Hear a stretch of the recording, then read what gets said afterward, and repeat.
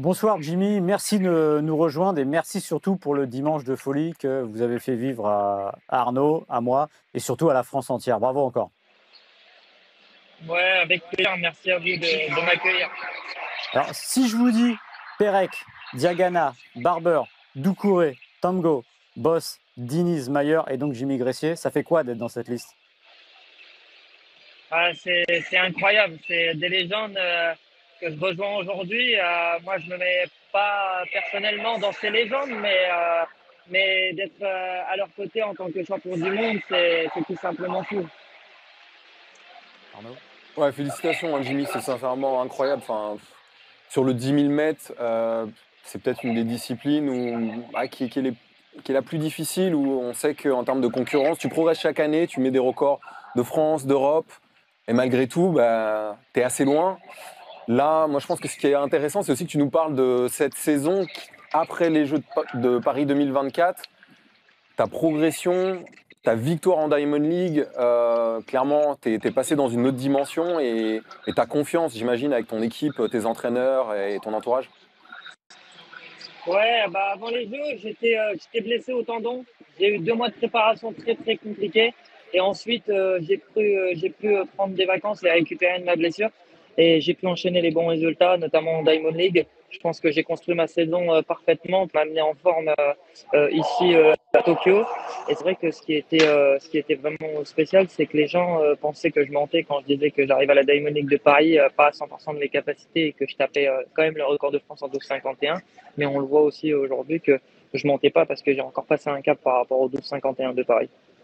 Vous pouvez nous raconter cette fabuleuse. Hier, on a parlé, il y avait la dernière ligne droite de Rakil. Maintenant, on a la dernière ligne droite de Gressier. Vous pouvez nous raconter comment ça se passe dans votre tête et à quel moment vous sentez que ça va le faire? En fait, quand je rentre dans le dernier 400 mètres, je sens que j'ai encore du jus. Je me dis que ça peut le faire. Et c'est vraiment quand j'arrive dans le dernier 400 mètres, enfin dans le dernier 100 mètres, pardon, que je me dis que j'ai encore du jus et que là, je vais pouvoir attaquer. On le voit là, quand je passe la ligne d'arrivée en première position, je me dis, wow, c'est bon, tu l'as fait, tu es champion du monde. Et ça, c'est tout simplement incroyable. Mais quand je rentre dans le dernier 150 mètres, je me rends vraiment compte que je suis en contact des gars et que j'en ai encore. Et quand je suis à la quatrième position, je me dis va chercher la troisième. Quand je suis à la troisième, va chercher la deuxième. Et puis quand je suis deuxième, je me dis allez, il manque plus grand chose pour écrire l'histoire. Vas-y, prends-le, c'est maintenant, c'est ton heure, faut la prendre maintenant, ça se reproduira peut-être jamais dans ta vie. Et du coup, je fais encore l'effort, je serre les dents. Et là, quand je passe les épaules devant, je me dis waouh, incroyable.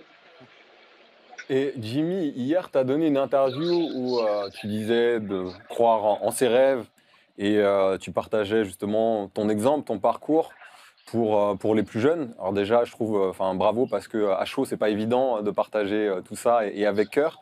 Moi, j'ai une question par rapport aux légendes, justement, aux athlètes qui t'ont fait rêver quand tu étais petit, qui t'ont fait commencer ta discipline. Et le message que tu aurais à passer, encore une fois, aussi bah, aux plus jeunes et à toutes les personnes qui t'ont regardé et qui ont vibré hier pour toi. Ouais, bah moi j'étais accro de foot quand j'étais plus jeune. Donc bien évidemment l'équipe de France, Zinedine Zidane. Aussi j'ai pour habitude de dire que le monde ouvrier m'inspire beaucoup. C'est de là où je viens. C'est les personnes qui me donnent envie de rester dans ce sport et continuer à progresser parce que mes efforts à côté des leurs, se lever tous les matins à des heures très tôt, travailler dans des métiers très compliqués, c'est vraiment eux qui me poussent à m'exprimer au maximum dans mon sport et je me rends compte de la chance que j'ai aujourd'hui de pouvoir vivre de ce sport. C'est un sport maintenant qui voilà, commence à être très professionnel avec les sponsors qui sont présents, avec les gens qui achètent beaucoup les chaussures sur la route, etc. Et c'est vrai que aujourd'hui, moi, ça améliore mon confort de vie, le fait de signer chez Kipton et Decathlon, ça a amélioré tout ça. Donc, je pense que ça a changé ma vie et aujourd'hui, c'est bien de rappeler aux gens, de leur dire que tout est possible et que bien sûr que les études c'est hyper important, mais que le sport ça peut changer des vies. Si on est bon dans le sport, il faut se donner les moyens de réussir dans le sport. Parce que en tout cas moi c'était ma voie et j'y ai cru jusqu'au bout. Même si à l'école parfois c'est le rôle des professeurs de nous dire il n'y a pas que le sport. Je suis d'accord, mais il y a aussi le Ouais, merci pour ton message, Jimmy. Et Moi, j'ai une dernière question, parce que je sais que la récupération, là, elle va être hyper importante, parce que tu es champion du monde. D'ailleurs, petite question, combien d'heures tu as dormi? Et ensuite, c'est quoi le programme là pour préparer le 5000 mètres? Parce que clairement, tu vas arriver avec une posture totalement différente et puis aussi avec une sérénité hyper importante. Ouais, j'ai dormi 2h30, la nuit a été courte. J'ai enchaîné ensuite les massages de récup au matin, peut-être 1h30 de massage de récup. Ensuite, j'ai enchaîné les sollicitations, les médias. Aujourd'hui, c'était ma journée un peu média, ma journée un peu où j'enchaînais toutes les sollicitations. Et là, à partir de demain, je vais me mettre au frais. Comme on dit au frigo, je vais récupérer un maximum, je vais reprendre l'entraînement. Aujourd'hui, je ne me suis pas entraîné. Et puis, ouais, je vais reprendre le sérieux parce qu'il y a un 5000 mètres qui va être ultra concurrentiel avec les séries des vendredis. Le but, ce sera de passer en finale, de retrouver des sensations après 5 jours, entre guillemets, de récup. Et puis, espérer refaire quelque chose de grandiose en finale parce que il y a la place. Ce sera pas facile. Aujourd'hui, j'ai une étiquette de champion du monde, mais je vis les courses les unes après les autres et il se passera ce qui devra se passer. Mais en tout cas, je sais que j'ai les armes dans un dernier tour. Là, ce sera autre chose parce qu'il y aura les coureurs de 10 000, les coureurs de 1500 qui se rejoindront sur 5000 mètres et même les coureurs purs de 5000 mètres, dont j'en fais partie, qui vont se jouer la bataille pour la médaille. Et on le voit avec hier, je réalise une performance époustouflante, mais je peux très bien être quatrième à quelques secondes près. Donc, il faut rester humble et se dire que il n'y a rien qui est fait.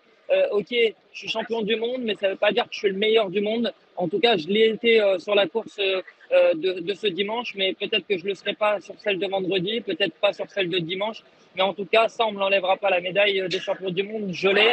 Vendredi, ça sera remis à zéro et j'aurai tout à me prouver encore. Il y a quand même une dernière question justement sur le 5000. Vous êtes le 3e européen à gagner donc le 10 000 mondiaux. Il y a quand même une troisième. Ouais. Le 3e, il y a quand même une belle carotte à aller chercher 5 000, 10 000. Là, c'est plus la légende, ce serait exceptionnel. Vous y allez justement, vous allez vous remettre, ça repart à zéro. Mais est-ce que quand même ça change quelque chose dans votre état d'esprit d'avoir été sacré champion du monde hier? Ouais, ça change quelque chose parce que ça montre que c'est possible. Vous savez, je pense que l'un des coureurs les plus forts que j'avais affronté dans ces championnats, c'était Yumit Kejelcha, l'un des meilleurs coureurs continentaux aujourd'hui, qui a les meilleurs records quasiment sur la ligne de départ. Et je savais que avec lui, ça allait être difficile. D'ailleurs, on l'a jusqu'au bout. Je passe à pas grand-chose.